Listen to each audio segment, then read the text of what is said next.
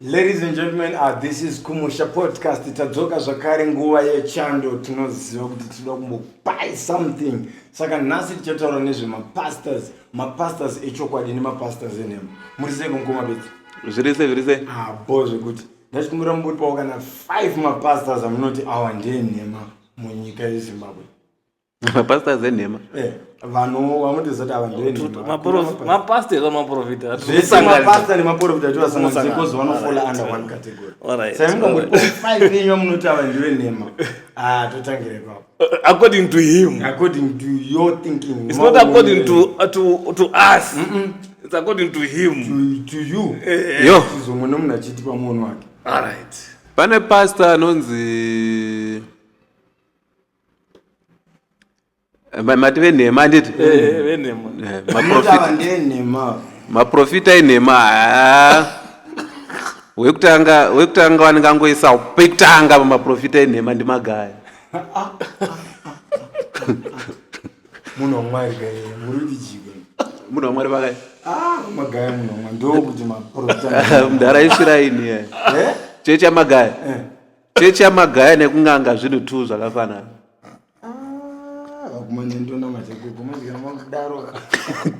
Ndo pane problem unonamata ikoko uri kuona pakunamata kwaonoita ikoko ka ndo pari kuva problem. Nechiti muchati madungwe yakuzisha. Ayo madungwe murwere wepfungwa. Wapanzisa madungwe munhu aringoshayawo hama dzake dzinomubatsira kuti aite arapwe but magaya ndiye munhu andonyatsoona kuti muZimbabwe memeka magaya ndakambonzwa mwe kwanzi magaya da kuti mise kuzifa watu ndikati ndo mawani. So magaya ndomisa pa number 1 pama prophet ese enhema ndendo isa madzibaba chisangu vamwe swati vanhu vapedza vaifiridze wari vaidza oma pana va 3 wari randi Muri pana 2. vatoni magaya madungu Madungu anza hapo kati. madungu atingamisi koko anoparidza chi madungu samuti comedian that one is just a comedian ngotsvaga mari rendi panengo yari panguva iyo Anza madungu hapo kati. then to badachiti anyone anoparidza kuRoma anyone anoparidza kuRoma ukanzwa chiti ndi prophet kana ndi pastor mune yari akutotsvaga uda kutongobvisawo masista maburugwa but mawani Samuti chi Roma yese. cause ndechipi chinoparidzwa kuRoma Ruda kunzwisa kuti mundi Roma yese. Tongoti Roma. Toti Roma fake. Roma is a shrine. Dakuza chino Roma is a shrine. mwe Is a shrine.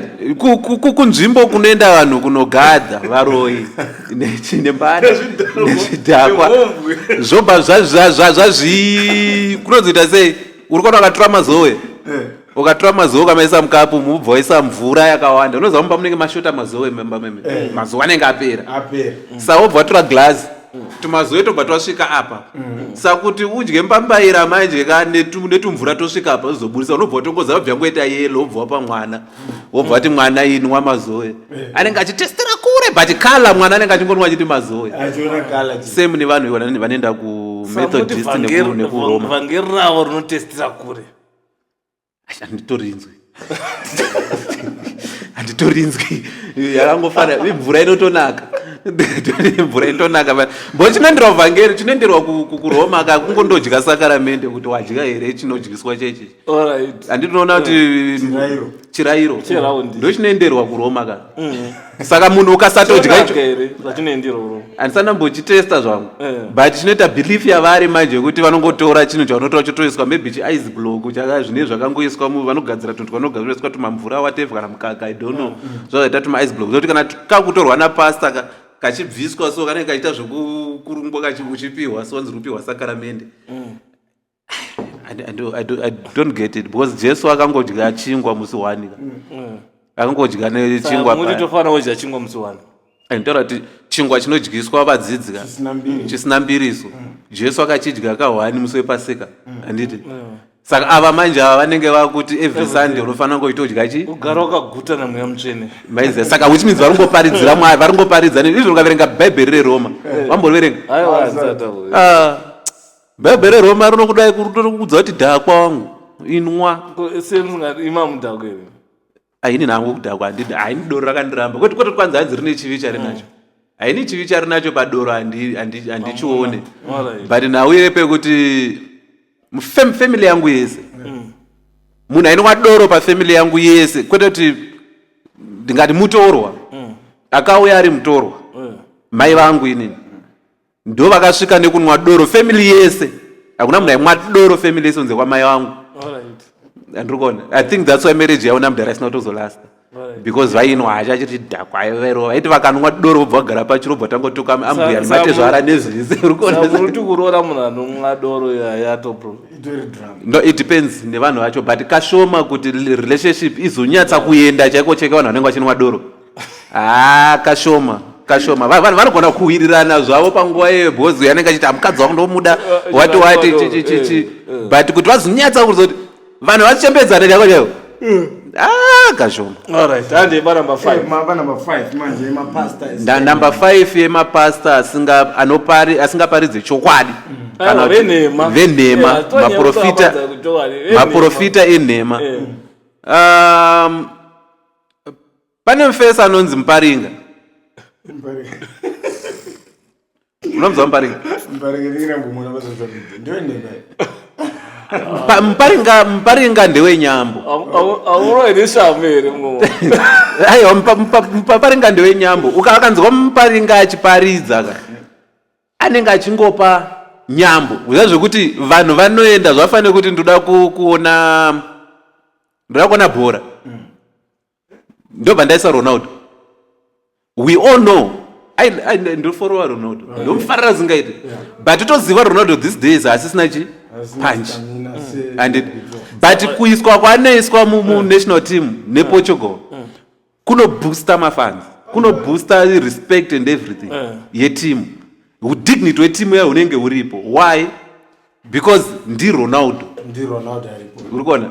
Ronaldo kungovapo vanhu vanenge vachingonakirwa naye vachitamba. Muparinga nyambo dzanoisa dzedze vanhu vanoya voungana kuungana kwavanoita kaikweka vachinzwa nyambo dzichitaurwa naMuparinga iyo bva funga kuti ari kuparidza vanhu vachiseka. Hakusi kuparidza inyambo dzinenge dzichiitwa naMuparinga dzinoita kuti vanhu vauye close naye. Mapanzisa but iye ake kuparidza haana chaanoparidza. Shoko rakamuparidzwa naMuparinga nderipi? Rinonzi shoko rakaparidzwa naMuparinga chacho munhu onyatsomira apa kuti kwanzi ndakaparidzirwa navaMuparinga ndava kunamata. Munhu yeye anenge atori benzi because most of the people vatinoona vachitaura mazuva anaya vazhinji vacho vanongofollowa kwese kwavaenda just because they love the person. Okay, but ipo hapana shoko chacho rinonzi shoko rinobatika hapana. Apa zvafana nekuti Nicolas Zakaria anoimba magina wesungura. We all love him because he's the godfather of Sungura music. But tikada kumisa panana macheso chaipo hachasviki mudhara. But we listen kwaari nenyaya yerespect. Kuti ndi is a godfather weSungura. Chibaba. Ndiye akatrainwa namacheso ndiyakaita sei. Saka Chibaba. Okay, ladies and gentlemen, not forgetting tichiri pa topic yo yemapasta. Pari zvino ndoda kumbopawo mukoma piece of 5 mapasta enina ndinoti awa mapasta wa ndenema. Enema ndo andataura. Mataura enema. Ndikwanisa ngotaurawo vangu vandoti ava ndo vechokwadi. Andichiri kuda kutaura vechokwadi. Muchimbotudzewo vechokwadi vamunoti ava ndo vechokwadi. Apa mapastors andakamboteerera inini. You know, sometimes nhau dzemapastors guys kana dzemaprofeti dzinoenderana nekuti iwo pawakatendeuka kana kuti pawakaparidzirwa wakabatwa neshoko iroro ndiani zvakakubata sei panguva iyoyo. You need to be honest with you.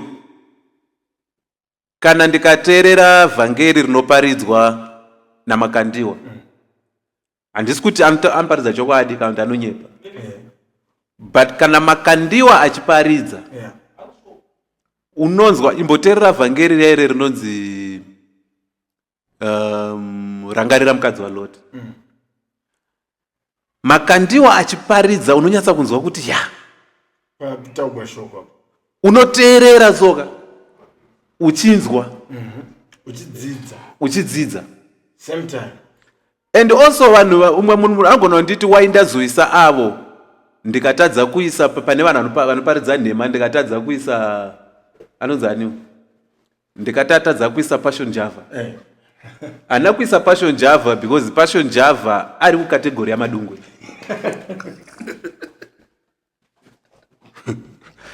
Passion Java namadungwe same thing. Yeah, I think ndi Sauro na ndi muBhayibheri ngada ngotora kuti uyanonzani akabu Jacob na Sauro ndizvo na Esau right kuti Esau achibuda Jacob achiteera ndizvo na madungwe na Passion Java ndikona iti muri mwechete zvinozongosiyana pakuti ane mari ndambokubvunza kuti kwatikazoenda kudenga tikazona madungu agara namwari akadai unozodima ndo zvatataura zvacho zvaizvo kuti chi unonoziva choti achoti chi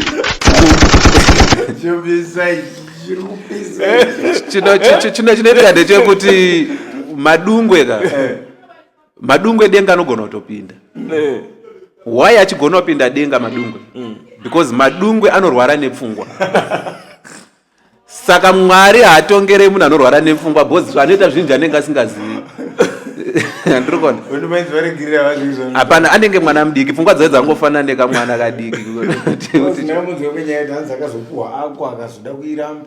aiyo ako akaipuhwa and then I saw a video achitaura achiti hanzi akwa haisi yangu like handisindinayo ndeyechechi akapuwa ndeyechechi saka inotogara kuholy place saka inoshandiswa kuchechi sokuti kana pane munhu ada kutonipawo mota yangu yepersonal use ngaandipo anotoda imwe yake yepersonal nechechi hanzi achibva akamupa yechechi saka inofanira kugara kuchechi iri kuholy place ndo zvatutaura zvacho kuti ukatozoonawo Mwari ka akutongera nhingirikini akutongera madungwe gehena ka Mwari vacho vanenge vatorasikawo because madungwe murwere wepfungwa watinaye anongodiwa ongo dai kunzi inyika yakanaka onge nana America nyika yedu ndo yakadhakwa dai kunzi vana vatungamiri vana Mnangagwa vari vanhu vanonyatsotungamirira nyika vaidai vakamuendesawo kuspecial zvipatara zvinorapawo vanhu vanorwara nepfungwa but iye manje akutowanawo muriwo naizvozvo because akataura papeji pake paya vanhu vanouyawo vowanda wowanawo kamari kemaroyalties nekamonetization hanzi namadungwe hanzi kana uchida kuona automatic heaven entry unofanira kuunza mota unofanira kusidha mota kuchechi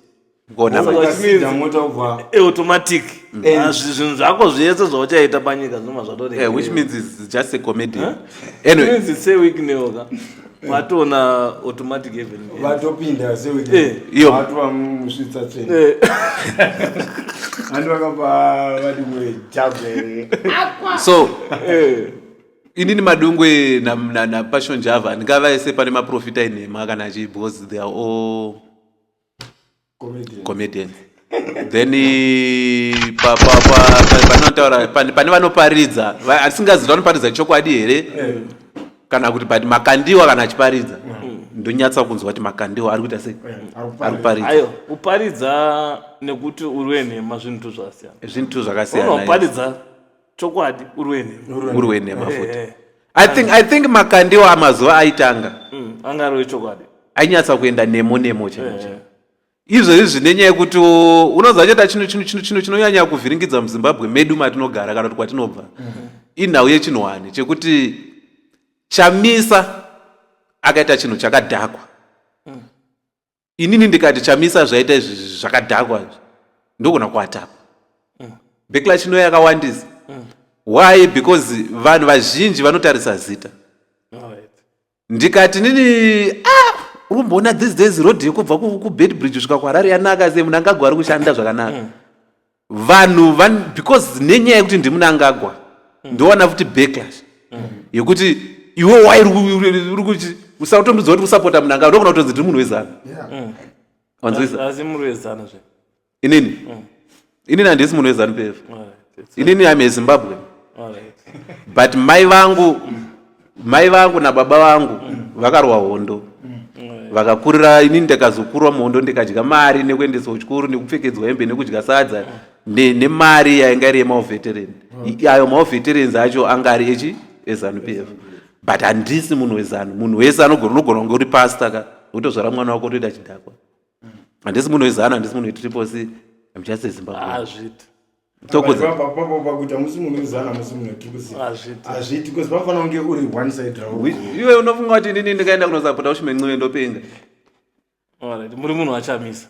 Ndosapota Ushimenxiwe ndopenga. Muri munhu wachamisa. Ndiri munhu weZimbabwe. Ndiri munhu weZimbabwe. Takuenda panumber 2 yemapastors echokwadi. Echokwadi. Alright, handatanga ndaisa makandiwa. So number 2 pane mapastors anotaura chokwadi. Vanoparidza chokwadi. Echokwadi. Alright. Echokwadi ndoisa Apostle Chiwenga. Apostle Chiwenga ndovaisa pachokwadi because zvinhu zvizhinji zvinotaurwa naChiwenga iye inonzi undiluted gospel. Okay.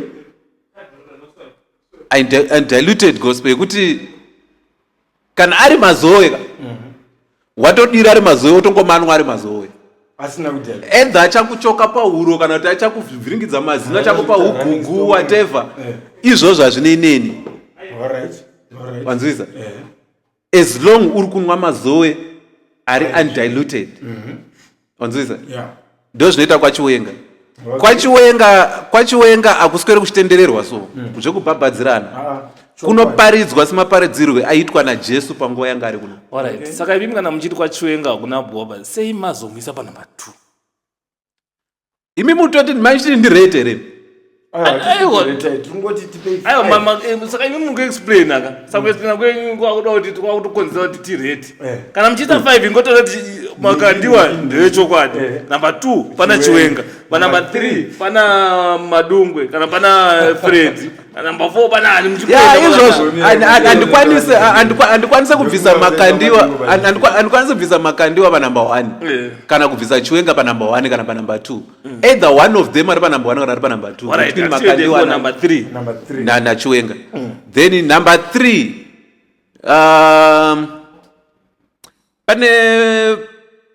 pane vamwe so vainzi vakafa zvevaya totaura varipo pane mwainzi Saungweme, Paul Saungweme kana makambomunzwa vhesa aiparidza anga ari weZayoje. Amene kuti achiri weZayoje even now but angambori I think angari overseer here I don't know. Vhesa aiparidza chokwadi. Tobva tauya number 4 kumapastors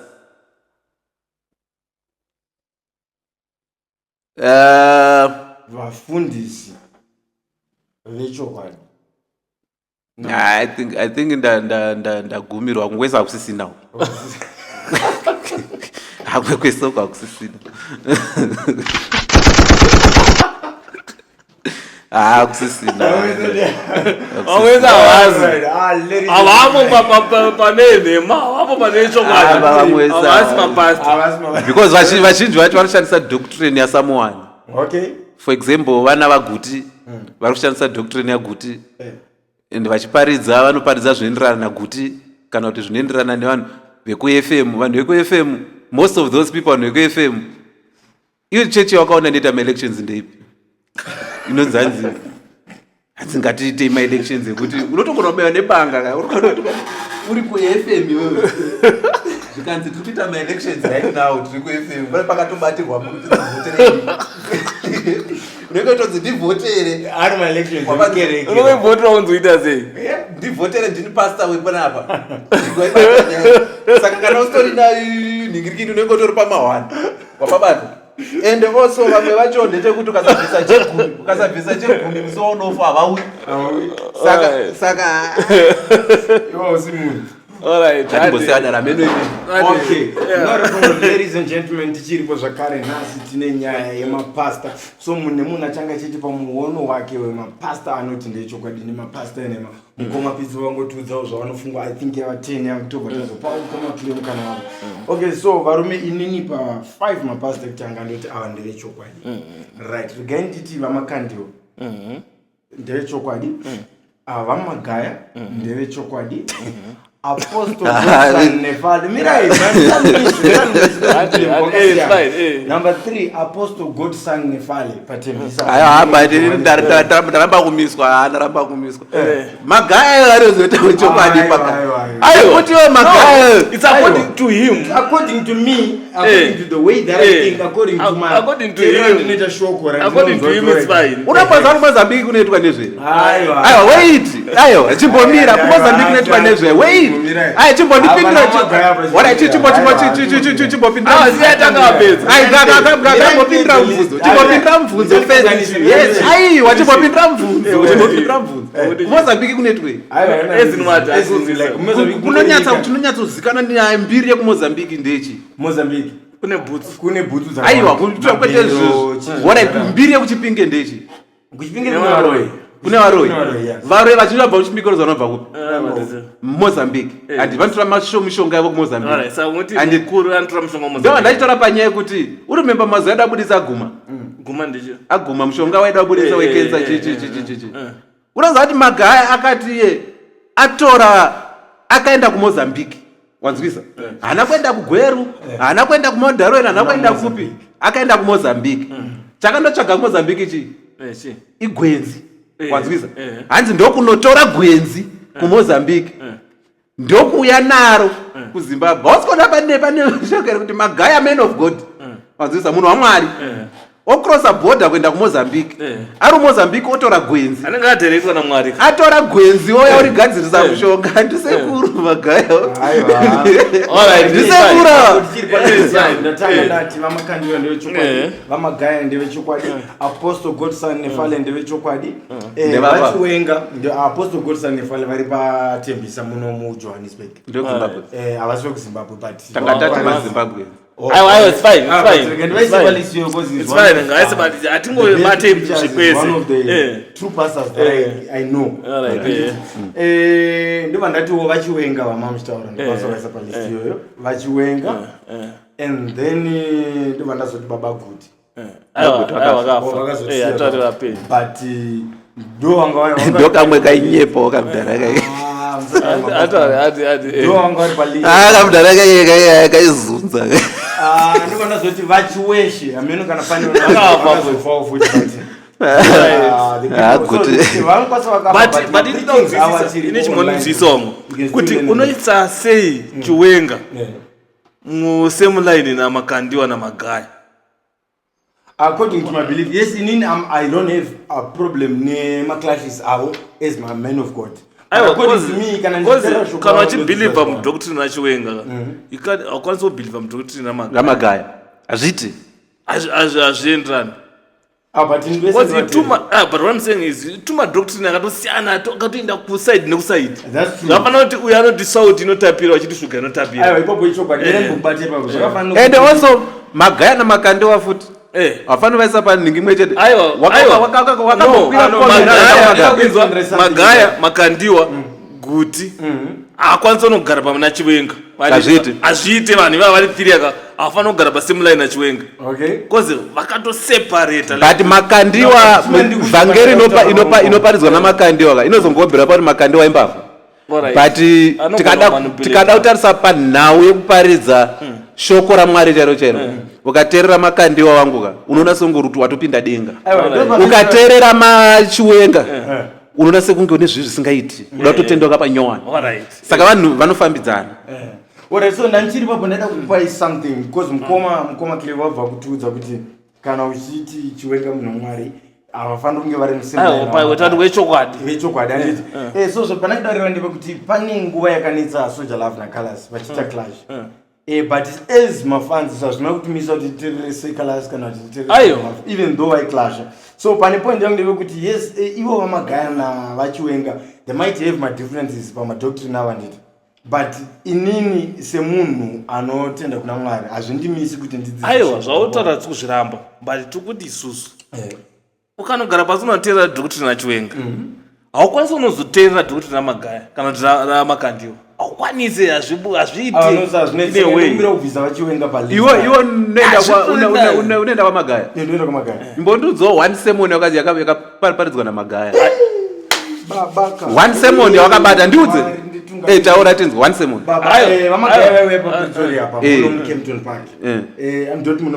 Pretoria muno South Africa. Pane masemon akawandisa vakaita atakadzidza ndati one sermon. Atikadaro hatipedzi. Wangu mufesi achipinda muchechi ka. Mufesi anonzi Magaya. Achipinda ndiwo anotanga kuimba nana Soja Love chichi achimba kumashure kwake kuvanana Kilati watu ndokuma presidentship team yake.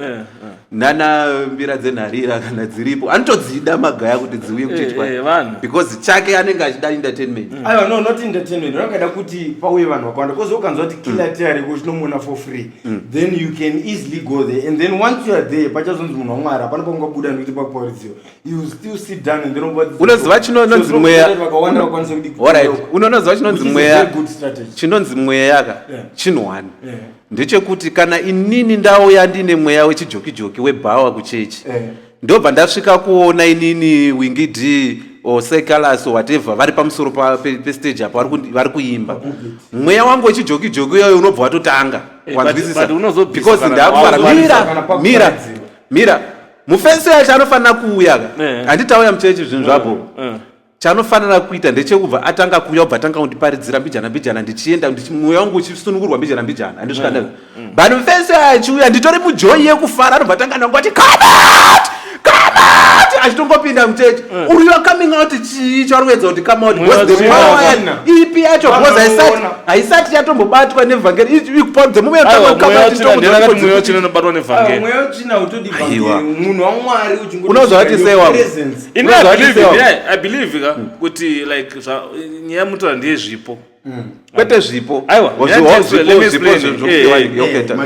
kuti pane munhu ane chipo chekuparidza, ane chipo chekudeliver, ane chipo chekuponesa, ane chipo chekuduridzira zviroto, like vanhu vane zvipo zvakasiyana.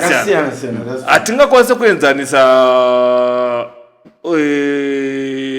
Chiwenga naMagaya in a way yokuti Chiwenga ane chipo chekuparidza, Magaya ane chipo chekuburitsa chekudzinga mweya yakaipa, and chipo chakapuwa naMwari and mubata. So izvozvo zvokuti come out ndo chipo, that's his strength. And saka kana atosvika papulpit chaanokwanisa kushandisa strength yake. Saka inini wangu adaudza chokwadi, inini maybe ndine madhimoni asingachatobvi because ndaenda kuchechi kwaMagaya kweka pane pandakambodzokera kuZimbabwe muna 2015 ndokubva ndatanga kuenda kuchechi kwaMagaya.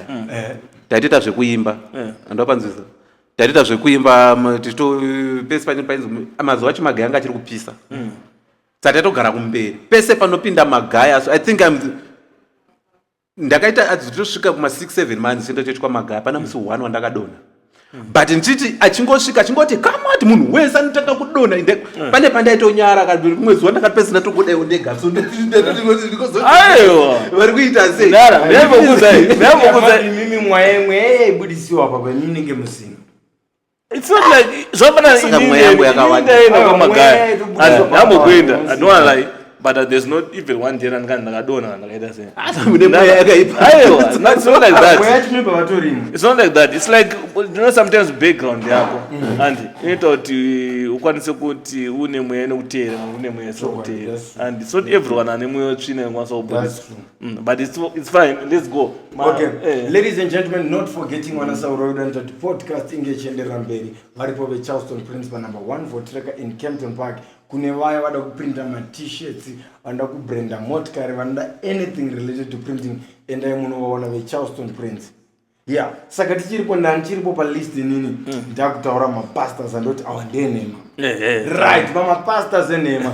Ndibumire nditi madungwe ka. ndiye number 1 vanenge number 1 vese is a comedian zvamwari chezvo saka unomuisire mulaini nemapasta anondikumisa pamapasta enhema kuti hake arikuzoreta as a pastor heavenly command echi pane pandakambonzwa itaura nyaya yekuti hanzi mwari vanofarira beefi mwari vazoya pano ndabikira guys uroratwa drama ndinyeberei drama rimwe riri serious munheka vanhu vanomutevera ka please ndiregere vari hakuna munhu akadaro zvamwari chezvo chitochemerai mweya akambobvunzwa kuti chechenye iri kupi pakatadza kupindura itorikwe hakuna mana kakwazvinototi deanga chinzi munhu wamwari aikwanisa kuzogadzawo vanhu vanenge kana umbotorawo picture pane ari muchechi ari pamberi papulpit hapana na picture yake ari papulpit nemunhu andonyatsa uri kubvunzwa nevanhu kuti munoenda kuchechi kupa kuti ndoenda kwamadungu hazvitotauriki zvinhu zvakadaro adress haina naadress kana chi chero once mune vakamboita vakaita pakati number 2 passion java vakomana hakuna munhu anonzi passion java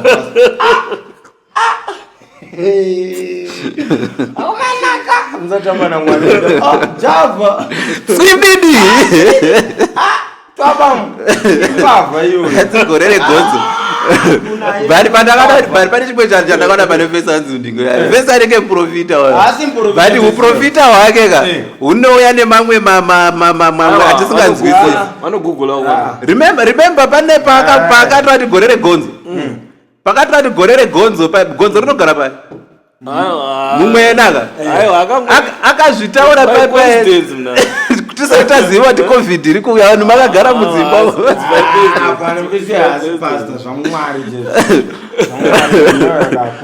number 4 number 3 number 3 wotati madungwe number 1 aenda nacho chimuti madungwe panumber 1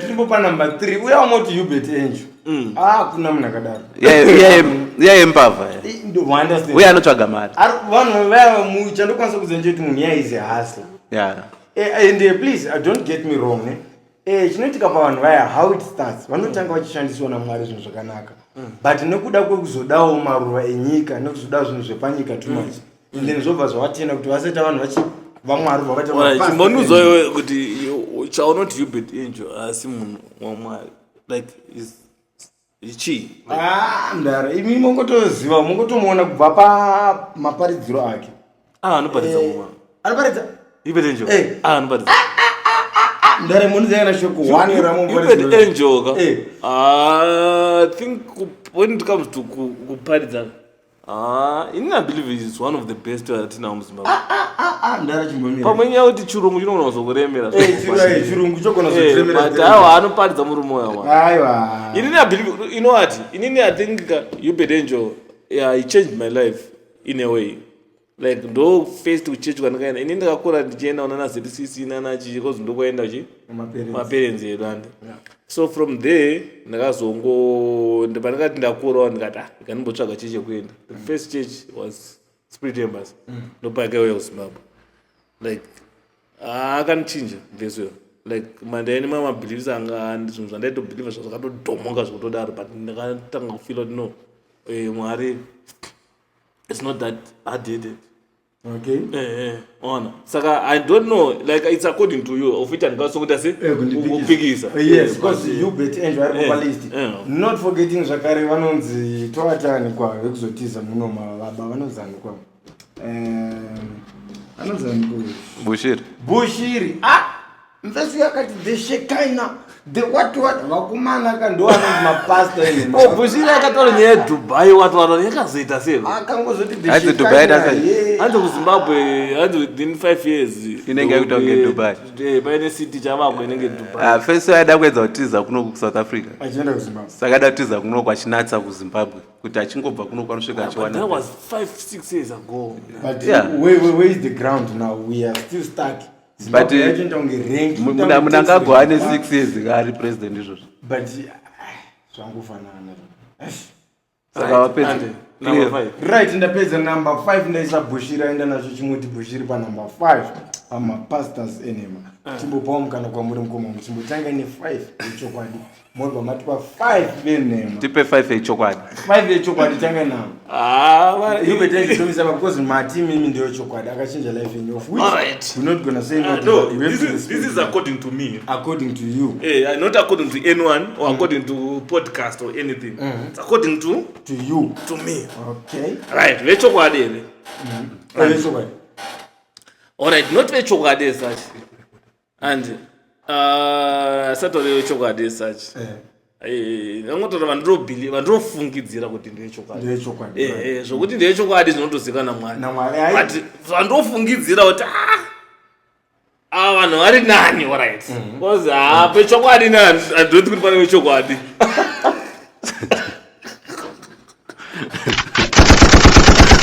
I don't think I don't know what you can listen to, you can go with change gogo. But chokwadi, I don't think do chokwadi. But at least they can talk about it. And there is Chwenga. That's number 1. That's number 1. Yeah. And so they chokwadi. Arinani. I want to get no change. I don't know. I'm going to tear around the Zogera Umba. I don't need this tape. Number 2. Number 2. Zirikushaya number 2. Aiwa. Apatorinda. Ndikututira kubatanza kuti maybe ngosvika wapa namba kana 3. What apana. Number 2. Tore Mari United. Kwanangoendawo kuchechi kuti ndi maybe ndinakokwenda. And unoenda kwaUbetenjo. Okay. Kwanangoendawo. Anditi kuti amunoziva ndiwe chokwadi. Kwanangoendawo ngati amai nganomboenda kuchechi. Number 3. Kaende kwani. Sometimes kuma murushewana ma 3 yemapastors wamunoti uyu wamunofungidzira tanga right. Alright, mina ndimbokuudza. Alright. Kwachwenga and because I think that ndevechokwadi handisi kuda kunyepera Mwari kana kuita sei. Kwachwenga nononterera shoko and right. kwaUbetenjo and kwachwenga ndonodzidziswa in a way like zvataifungudzwa zviri right and ichifunga tozoudzwa kuti asi right. Chwenga is good at explaining kuti this is wrong, this is right, and that's why ndikwanisa kuenda ikoko. And kwaUbetenjo anonidzisa and kutsvaga. Okay. And anodzisa kutsvaga akaparidza mashoko rake ndiri kutsvaga. UBetenjo magaya atovaisa pakutsvaga. And kana uri munhu, if you are business minded, prophet vamagaya kwamagaya kwaUbetenjo. If you are business minded, Samagaya number 3. Anzani wati makandiwa wati magaya. Magaya. Kana uida kunzwawo shoko and usingazotarisa kuti chii chazoitika after and pamakandiwa number 4. Ndikongonoteerera shoko satarisa zvakawanda. Ungosvikoteerera kana une maglass wotopfeka ungoisa maearphones woteerera shoko napedza wobuda muchecho kwamhanya samire ipapo. And itangori kunzwa novel. Number 5. Hapana. Number 5 hapana zvachose. Hapana. But ndomadhipaniments atinawo mahombe muZimbabwe. Machwenga kana kunzwa zvinhu zvawaifungudzwa zviri right uchinzi zviri wrong ikoko. UBetenjo namagaya if you are business minded. Makandiwa kana uida kungonzwa shoko richingononzi achimunopedza uparidza chimbobuda wakamhanya upinda moto makuru apasi sarowe mari zvachose ubata right. Ndopane ndau ona kuti Wamana zvavanoita vanokuparidzira. Kana waparidzira vanokuparidzira neway yekuti kana wada kurowa mari it's gonna be easy for you kubudisa mari iri muhomwe mako. Yakareba. Saro kwemari zvacho. Vanokutoura kuti ane 1000 ngamira. Because unomanipulate to shoko rakeneka kumanipulate unoita unofunga kuti azvishuwa nhasika neshoko iri kairi ikanobvisa mari kuditsa zvinoita nova zvangu zvaita wangu handidi kumunyabero wangu kana pane akamboya anondiudza kuti pane theme yakamushandira muupenyu hwake gauye kunoku gauye podcast ane theme yakamushandira atiudze kuti panononisa matheme pamafoni pamastatus pamaprofile isa mai vako nababa vako iye wacho anodarwa ndimakandiwo makando adarwa nzanzi unoswera uisa inini picture yako yangu singaise murume wako theme yekuti year of abundance and what year of harvest wangu kasashanda harvest kana sei unofari rombe vakomana anonokudzoka nemwe theme next year wangu imwe files wari fake Not forgetting zvakare vanosaura vedonded podcast vechendera mberi varipo veaudio city panumber 25 N Street kune vaya vanofarira sound system remotikari varipo veaudio city varipo munongosvika ipapo panumber 25 N Street in Kempton Park mubva moti takaona video kupodcast vanobva vakuassistai any type of sound ingava mareverse camera maspeaker anything chero chese chinowanikwa chemotikari chiripo paaudio city. So please go and support ikoko. Mkoma tueta chiripo papo so tipeiwo 5 venema. Apa ndo pano right. Venema. Venema vamoti. Ayo vanonopinana mu20. Ayo chindika vanhu venema venema. Alright. Venema ndo anotaura. Vekuti ukasvika kudenga vari kono unongoti Mwari ai ndiri kuri right chaicha here kana unovhunduka. Right place. Here kana. Right. Number 1 vana different.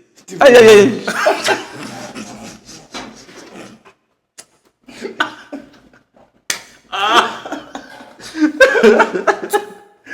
Nirikurwadziwa. Besi panona masebo dzake. Nasogara pasi kuti but vanhu vari kugara mujeju marikuti zvine mukomano zvarudezi. Avanyare. And I think those guys vatone mweya inototsipika vanhu. Okay. Nyanya vakadzi vanotsipika. Vasaone kuti zviriitika chichiriitika. Because I remember there's this other trip rambotenderera achinzi akatuma munhu kuti enda kumba uko enovhura bucket watiranga rine mvura yanza kana mune hupfu nerice watwa. Ndiri kuchiziva ichocho chichi. Kuisa kana uchizvito kapenga chingozvita akaipa bucket oisa mvura ka wovhara ka kuti ngaita mafuta. Oti roita mafuta. Why do you have to go home and collect? Uye nazo. Patone chikiribidi papo. And pakadaro napana vanhu vanenge vachitokomenda kuti ameni munhu waMwari bless me oh God. Jama, do you know when I was in Zimbabwe, paine mukadzi auya achitsvaira mudheni kuwacha chichishande. Do you know she's from Epworth? I told her vakomana vanotibhadha $20. And vanotibhadhara $20. Vana tichiprofitwa paipe. Vanhu ava vanenge vakabhadhara. Okay. Vane mari yavanotobhadhara certain amount. Ndatotounganidzwa every Sunday kuEpworth. Pane vanzi kunonzi kudombo here. Vanobva vaunganidzwa ipapo. Saka maprofita anotora achiita sei? Achitora vanhu. And vachitoenda kuchechi. Ubata. Saka kana enda kuchechi, zvavanoita manje vakakutora sei limit yo. Vanokubvunza about upenyu hwako. Chiprofita chaachaprofita ka. Chinoita kuti even kana piso ari hama yako ka. Anotobvuma. Kuti chichokwadi chazvozi mukomana zvavati uyu munhu zvavataura chichokwadi pamusoro pemunhu. Zvakatoitika last month. Ano ndisezvo anoona kuti ndikuona pakanzi ndikuona kunoita zveaudio. Andi kuti ndikuona ndakapfeka tichiti kanzi kumusha ndikupi kunoitwa zvekumusha kumusha kwako ndekupi nekumusha podcast ubata just because vanhu vese vachabhiliva kuti chamari iye atoni kumusha podcast ngezvi ubata ndo maitiro anoita but atoti hanzi every Sunday varume vanototuma vanhu vanoitira vanhu hanzi tatsochona hamuprofito munhu ane sutu hanzi unoenda 10 years kuchechi kwatifred ukasaprofita kana one day. Asi vamwe vachiuya. Asi vanoprofita ndo vasina mari kuita munhu ari kutambudzika. Kusi ari kuprofita munhu ari kutambudzika uyu. Vamwe profita munhu akapaka benza apa. Avabate vanhu ivavo wangu. ubata saka ameno wangu Okay, tienda na chimuti pana. right number 2 Okay. alright madungwe ngaambe zvake hapo hapo pachirongwa ichi Is not part of the. hapo pachirongwa ichi munhu asingazive anonzani ko uyu wokupisa bhachi uyu anonzani ko mina kopo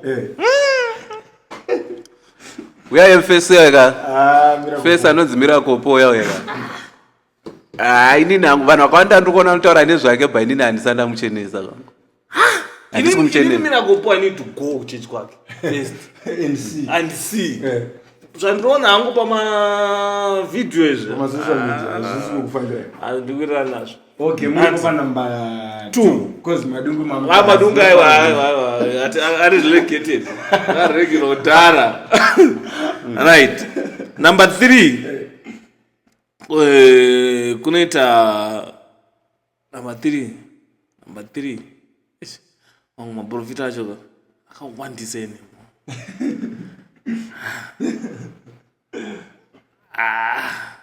wangu ukaona vanhu vandisina kutaura alright vanhu vandisina kutaura alright vanhu vandisina kuisa apo palist yekutanga iri handi vese vari wese vese chingovaunganidza mu1 bucket ndeyenhema ava vandaisa pekutanga vaka at least unogona kuenda ukabatawo 1 or 2 things ukanopika zvimwe zvinhu handi aiwa ongu ukona ndikataura nyaya yeucheche nekuita seka java is not included when it comes to nyaya dzecheche either is a politician, it's a comedian, it's a musician. He is a musician, we don't know. Politician, and a But comedian. when it comes to the church, at me same list because we'll be wasting our time. We'll be wasting our time. Exactly. Man. So vanhu vese vasina kutaura vaufungidza musoro mako java chakazoti ndoda kuzadza national sports stadium ndakada chichiburuka pachaburuka mumarose aka chaitofunga kuti pamwe stadium yakazara chakati chakupinda ndosaka kakandaiwa anaudzonza aiwo wakaremerwa right aiwa mana ini ndoti ini utachikwa wechokwadi hazana mona but if I want to benefit something there's some certain churches anokwanisa kuenda because I want to benefit something but kuti nditi wechokwadi mwari ndo anozi Okay, aiwa pakanaka pakajeka ipapo panyaya dzemapastors ene mane chokwadi zvabva zvataurika panapa. Okay, so ngatimboendai kumaartist. Toda kutaura nezvemaartist vane mari nemaartist asitorina mari arutambo. So because maartist yes unokwanisa kuimba nyika ichikuteerera but uchitambudzika zvafanana na Paradzemezi ndakatoona imwe video ari kundari atiri